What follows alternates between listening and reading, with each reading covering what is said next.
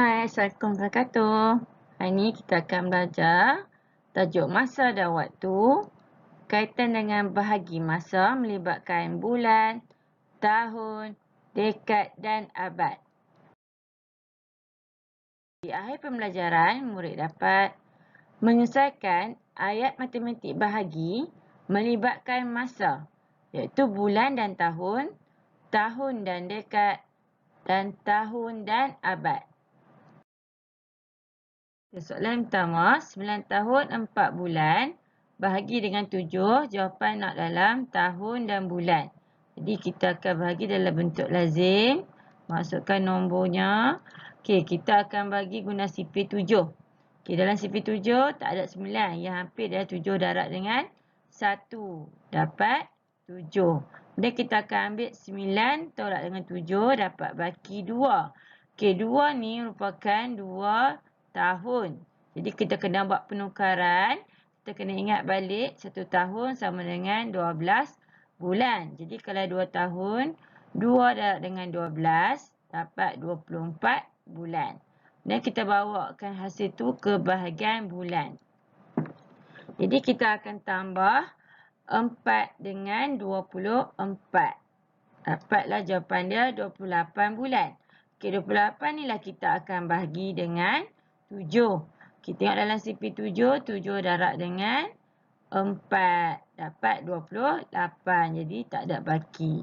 Jadi kamu dapatlah jawapan 9 tahun 4 bulan bagi 7 sama dengan 1 tahun 4 bulan.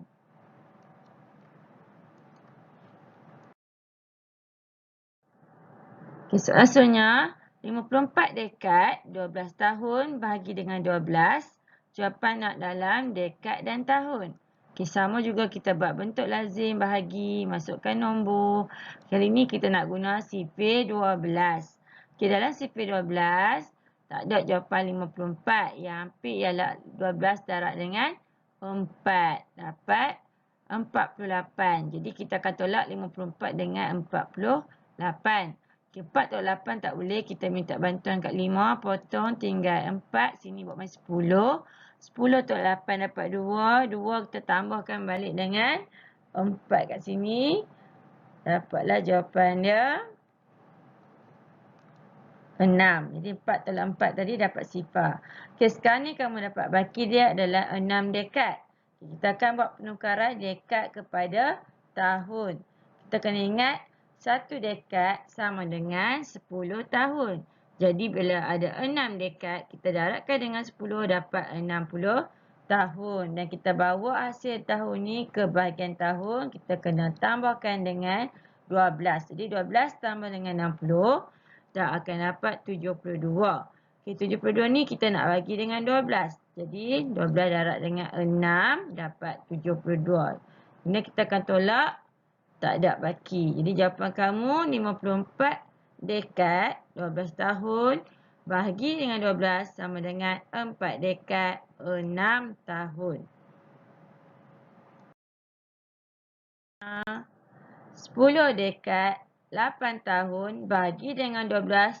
Jawapan kali ni nak dalam tahun saja. Jadi kat sini kita tengok ada 2 unit tapi jawapan nak 1 unit. Jadi yang perlukan perubahan adalah unit dekad. Sebab jawapan nak dalam tahun. Okey, tengok apa langkah kita kena buat. Iaitu langkah pertama kita kena tukarkan dekad kepada tahun. Kita ingat balik 1 dekad sama dengan 10 tahun. Jadi bila 10 dekad kita akan ambil 10 darab dengan 10 tahun dapatlah 100 tahun. Kemudian 100 tahun ni kita jangan lupa tadi kita ada lagi 8 tahun yang atas ni kita kena tambahkannya.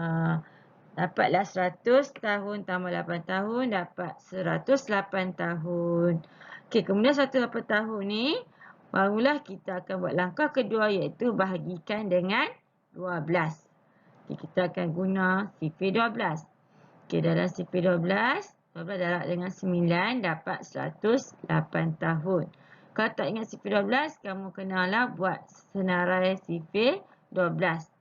Okey, kemudian kita tolak, tak ada baki. Jadi jawapan dia ialah 9 tahun. 9 seterusnya, 21 abad, 12 tahun bahagi dengan 6. Jawapan nak dalam abad dan tahun. Jadi kita terus buat bentuk lazim. Kita ambil 21 abad, 12 tahun bagi dengan 6. Kita nak guna sifir 6.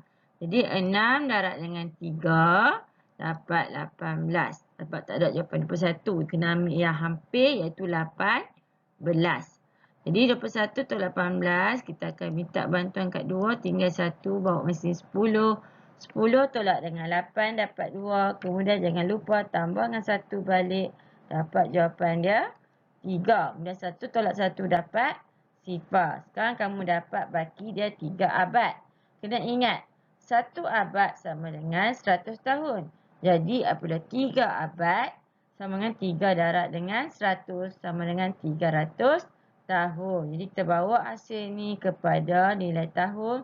Kita tambahkan dengan 12. Jadi jawapan kamu akan dapat 312 tahun. Okey, 312 tahun ni kita akan bagi dengan 6. Okey, kita tengok sifir 6. 6 darab dengan 5 dapat 30. Kita tolak 31 dengan 30 dapat baki 1. Turunkan 2 dapat jawapan dia 12. Semak dalam sifir 6. 6 darab dengan 2 dapat 12. Jadi kita tolak tak ada baki. Jadi jawapan kamu 21 abad, 12 tahun bagi dengan 6 sama dengan 3 abad, 52 tahun. Seterusnya, 3 abad, 4 tahun bagi dengan 8. Jawapan nak dalam tahun. Okey, sama macam soalan abad dekad tadi. Okey, kita kena tukarkan nilai abad ni sebab jawapan nak dalam tahun. Kita tengok langkah pertama. Tukarkan abad kepada tahun.